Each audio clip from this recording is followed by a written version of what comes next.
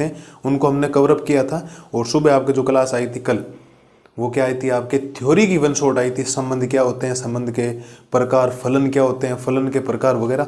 हमने इतने शानदार तरीके से 2 घंटे उस थ्योरी को कंप्लीट करने की कोशिश की है।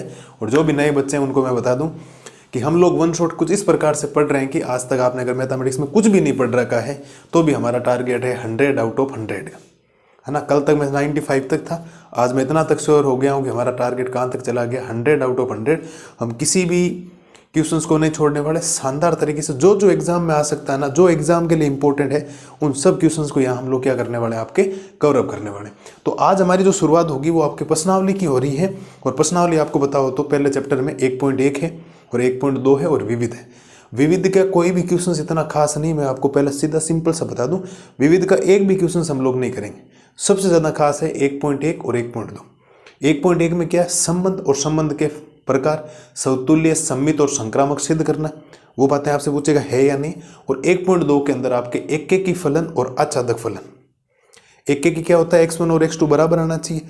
और आच्छादक आपको एक नया तरीका सिखाऊंगा जो मैथमेटिकली है। हमने ऐसे देख आच्छादक क्या पढ़ा था कि उधर कुछ भी छूटना नहीं चाहिए। हमने 2 फलन बनाए, 2 समुच्चय बनाए थे, बी में कोई भी अवयव ऐसा नहीं होना जिसका प्रतिबिंब नहीं दिखना चाहिए, वो नहीं छूटना चाहिए। अगर छूट रहा है तो वो तो रोस्टर रूप के होता है। आपके जितने भी सवाल है ना, वो है आपके समुच्चय निर्माण रूप के।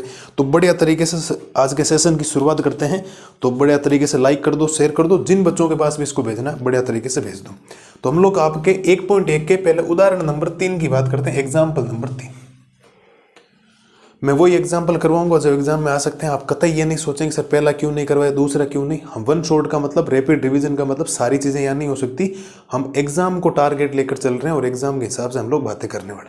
सवाल ने क्या बोला है, मान लीजिए कि एल किसी समतल में स्थित समस्त रेखाओं का समुच्चय। एल का मतलब कोई एक रेखा है, कितनी रेखाएं हो सकती है, तथा आर बराबर एक संबंध है कि L1 का संबंध किसके साथ बन रहा है, L2 का बन रहा है। जैसे हमने वहां क्या बोला था, ए का संबंध बी के साथ बनता है, या ए का ए के साथ बनता है, खुद का खुद के साथ बन जाए तो समतुल्य बोला था। ए का बी के साथ बन जाए, बी का ए के साथ संबंध बन जाए, सम्मित बोला था। ए का बी के साथ संबंध बन जाए, बी का सी के साथ बन जाए, और ए का सीधा सी के साथ संबंध बन जाए, संक्रामक बोला था। उन सवालों में जो आपने बातें पढ़ी थी उनको रिप्रेजेंट आपको करना। 5 से 6 सवाल हम लोग बढ़िया तरीके से करेंगे और शानदार तरीके से आपका क्या हो जाएगा, रिविजन हो जाएगा। आगे हम लोग अगर बात करें कि L1, L2 जहां सच दैट इस प्रकार L1 L2 पर लंब है, मतलब ये सपोज दैट ये आप 2 रेखाएं मान के चलो, ये रेखा L1 है, ये रेखा L2 है, तो L1 के ऊपर L2 लंबवत है, ऐसे। लंबवत का मतलब ये होता है ये L1 है, ये L2, ऐसे लंबवत रेखाएं दोनों आपस में। समुच्चय L में परिभाषित एक संबंध है, सिद्ध कीजिए R सममित है। ये सवाल कह रहा है कि आपको ये सिद्ध करके बताना, कोई जांच नहीं करनी, सिद्ध करना है कि R सममित है, किंतु न तो समतुल्य है और न ही क्या है, संक्रामक। 3 बातें हम लोगों ने पढ़ी थी, समतुल्य, सम्मित, संक्रामक। ये कह रहा सम्मित तो है, समतुल्य और संक्रामक नहीं, इस बात को सिद्ध करना है। चलिए सर, कोई दिक्कत नहीं, बढ़िया तरीके से हम लोग पहले R को लिखेंगे। और R आपका दे रखा है L1, L2 such that L1 L2 पर क्या है, लंब है। L1 लंबवत है किसके ऊपर, L2 के ऊपर। चलिए साहब, कोई समस्या नहीं। सबसे पहले चेकिंग हम लोग करेंगे 1 नंबर, और 1 नंबर हम लोग चेक करते हैं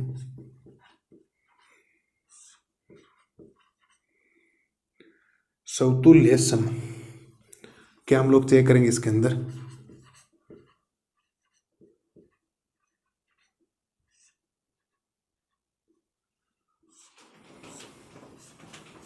समतुल्य संबंध, इसको हम लोग चेक करने वाले।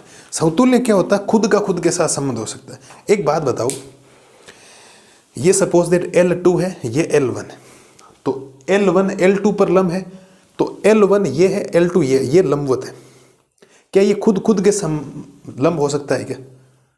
कोई रेखा किसी रेखा दूसरी रेखा के लंबवत हो सकती है, खुद की खुद रेखा कभी लंबवत नहीं होती, खुद के खुद क्या होती है, समांतर हो सकती है। आप लिखोगे क्या, भाषा के तौर पर थोड़ा सा ध्यान रखना, आप लिखोगे चूंकि L1, L1 does not belongs to R, भाई L1 L2 तो इस आर में से आ रहा है, लेकिन कोई रेखा खुद वाली खुद रेखा कभी एक दूसरे के लंबवत नहीं हो सकती। आप लिखोगे अतः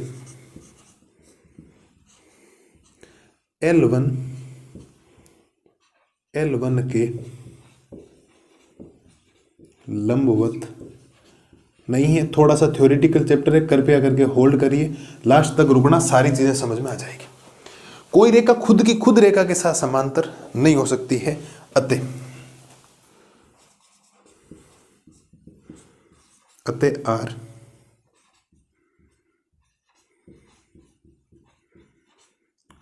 आर समतुल्य संबंध नहीं है।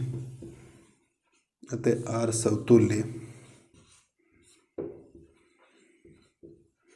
संबंध नहीं है। ये बात हम लोगों ने कर ली। एक बात बताओ, सपोज दैट इस चित्र को समझना, ये L1 है,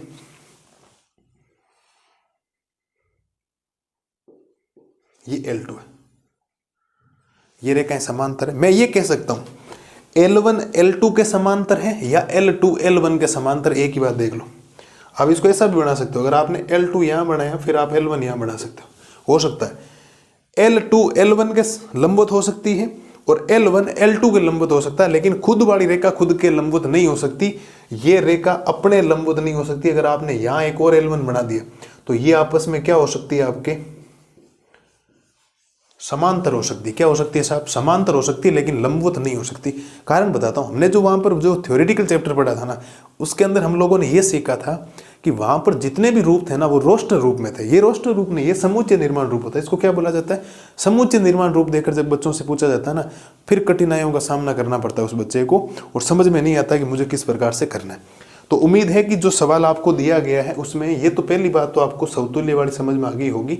और सवाल में बोला गया है कि समतुल्य नहीं है तो भाषा आपको लिखनी पड़ेगा। आप लिखोगे चूंकि L1, L1 कभी बिलोंग नहीं करेगा, क्योंकि हम लोगों ने समतुल्य में यह पढ़ा था A, बिलोंग्स टू R होना चाहिए, खुद का खुद के साथ संबंध होना चाहिए, लेकिन यह खुद का खुद के साथ संबंध नहीं बन सकता। अतः L1 के लंबवत नहीं है, अतः R क्या नहीं है, आपका समतुल्य संबंध नहीं है। चलिए सर 2 नंबर बात कर लेते हैं।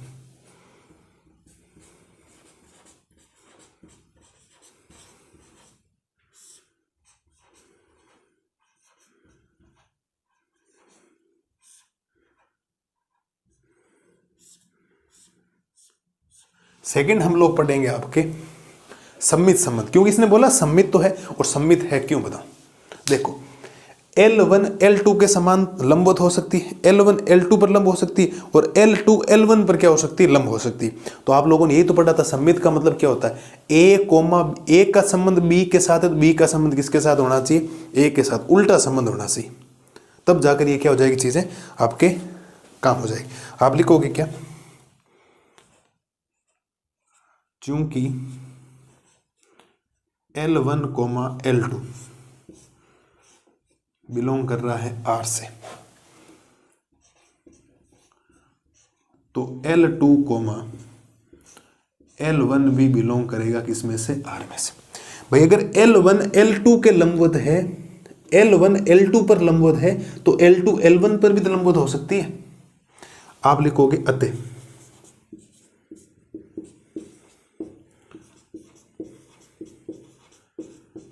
R सममित संबंध है।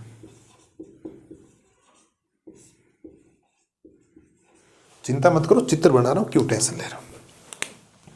चित्र कैसा गुरुजी,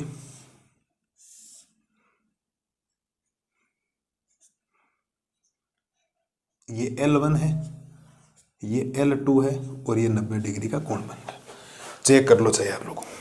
देखो L2 L1 पर लंबवत है तो L1 L2 पर लंबवत है, L2 L1 पर लंबवत है तो L1 L2 पर लंबवत है, उल्टा पॉसिबल है। L1 L2 पर लंबवत है तो L2 L1 पर लंबवत होगा और दोनों इसमें से वेरीफाई करने कोई समस्या नहीं। आर आपका क्या हो गया, सम्मित संबंध हो गया, इस बात को ध्यान रखना।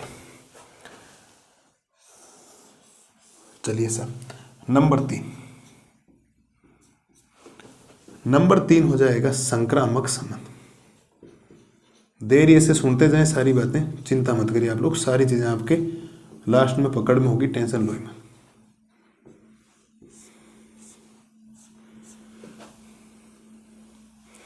संक्रामक संबंध क्या होता है गुरुजी? संक्रामक संबंध, संक्रामक संबंध में तीन लोगों की बात करता है। L1 L2 के साथ है तो L2 का L3 के साथ रिलेशन बनाना, कोई दिक्कत नहीं। आप लिखोगे चूंकि L1 L2 के लंबवत है, ये बिलोंग कर रहा है R से, तथा L2, L3 बिलोंग कर रहा है R से, लेकिन L1, L3 does not belongs to R। इस लाइनों का मतलब मैं समझाता हूं। आप लिखोगे L1 L2 पर लंब है तथा L2 L3 पर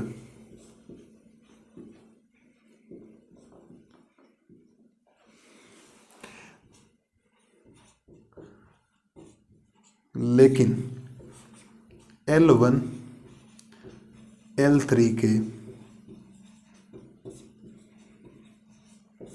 लंब नहीं है, अर्थात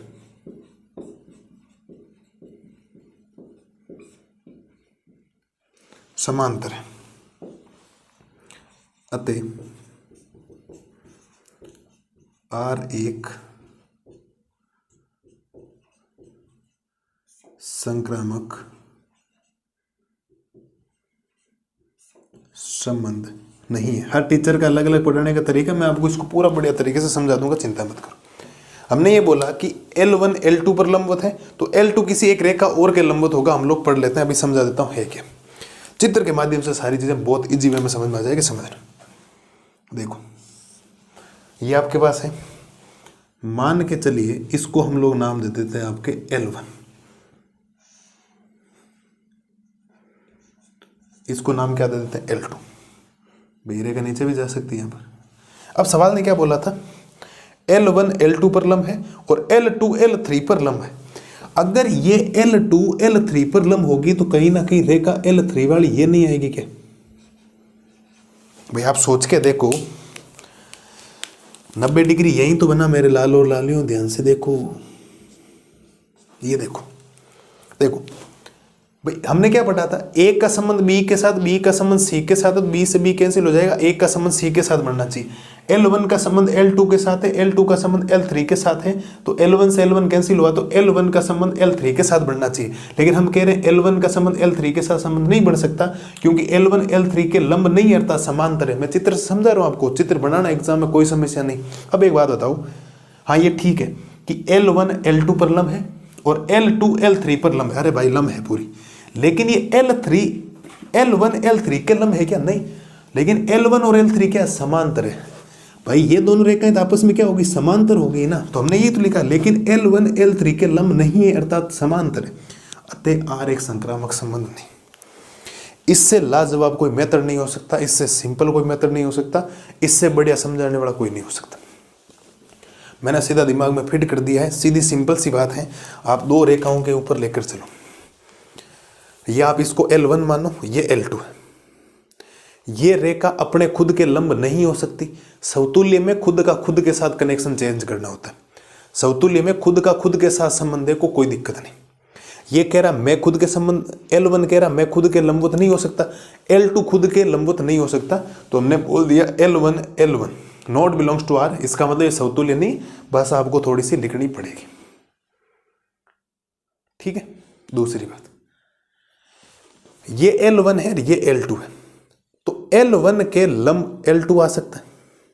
ये L1 है तो ये L2, आप थोड़ा घुमा के देखो इस चीज को ऐसे, तो ये रेखा भी इसके लंबवत नहीं है क्या? आप देखो L बना, वापस L बन रहा है। 90 डिग्री का कोण का मतलब L शेप बनना चाहिए, तो L1 L2 के समांतर हो सकती है और L2 L1 के समांतर हो सकता है, सॉरी लंबवत। और हमने क्या पढ़ा था सममित में कि उल्टा होना चाहिए, A का संबंध B के साथ है, B का संबंध किसके साथ होना चाहिए? A के साथ। तो L1 का संबंध L2 के साथ है, तो L2 का संबंध भी L1 के साथ है, क्योंकि L1 L2 पर लंब है तो L2 L1 पर भी क्या होगा, लंब होगा, अतः R सममित संबंध है। लेकिन आप तीन रेखाओं की बात करो, ये L1, ये L2 और ये L3। L1 कह रहा है कि मैं L2 पर लंब हूं और L2 कह रहा है मैं L3 पर लंब हूं, तो L3 तो यहां आएगा ना, लंब का मतलब यहां तो नहीं आ सकता, यहां तो आते ये समांतर हो जाएगा। ये L1 है और ये L2 है, और L2 कह रहा है मैं L3 पर लंब होऊंगा, तो L3 यहां आएगा या नीचे आएगा, आप यहां मान लो। तो ये L3 हुआ, देखो ये कौन से L3 और ये L1, तो ये लंबवत कहाँ हुई, ये तो दोनों आपस में क्या होगी, समांतर होगी। तो हमने ये तो लिखा कि L1 L2 पर लंब है, ये इसमें बिलोंग कर रहा है, और L2 L3 पर लंब है, ये भी इसमें बिलोंग कर रहा है। लेकिन ये L2 से L2 कैंसिल हो गया, तो L1 L3 पर लंब नहीं है। L1 L2 पर लंब है तथा L2 L3 पर लंब है, लेकिन L1 L3 के लंब नहीं अर्थात समांतर है, ये बात बोली। अतः संक्रामक संबंध नहीं है। आपके सामने डायग्राम बने, कोई दिक्कत नहीं। ये आपके सामने एग्जाम्पल नंबर 3 का हमने बहुत शानदार तरीके से सॉल्यूशंस कर लिया है। आप लोग आराम से देखो, आराम से समझो, एक एक चीज को बढ़िया तरीके से करोगे तो कोई समस्या आपको नहीं आएगी, ये मेरी गारंटी। ठीक है, टोटल कितने एग्जाम्पल है, 6 ही तो है। 6 में 2 काम के हैं, अभी मैं चौथा एग्जाम्पल और करवाऊंगा। चौथा एग्जाम्पल अभी मैं और करवाऊंगा, चिंता मत करो आप लोग। चौथा रोस्टर रूप दे रहेगा, रोस्टर रूप भी समझना जरूरी है ना। तो पहले ये आपको ये समझना, काम की चीजें करवा रहा हूँ, फालतू लैंग्वेज पढ़ने से, फालतू के क्वेश्चंस करने से कोई मतलब है नहीं, वैसे भी निकलेगा नहीं। तो इसकी बजाय हम लोग जो चीजें पढ़ रहे हैं उनके ऊपर गौर करिए, शानदार तरीके से हो जाएगा। थोड़ा सा थ्योरेटिकल है, आप जब इसका 2 बार रिविजन कर लेंगे, एक बार थोड़ा सा देखा थोड़ा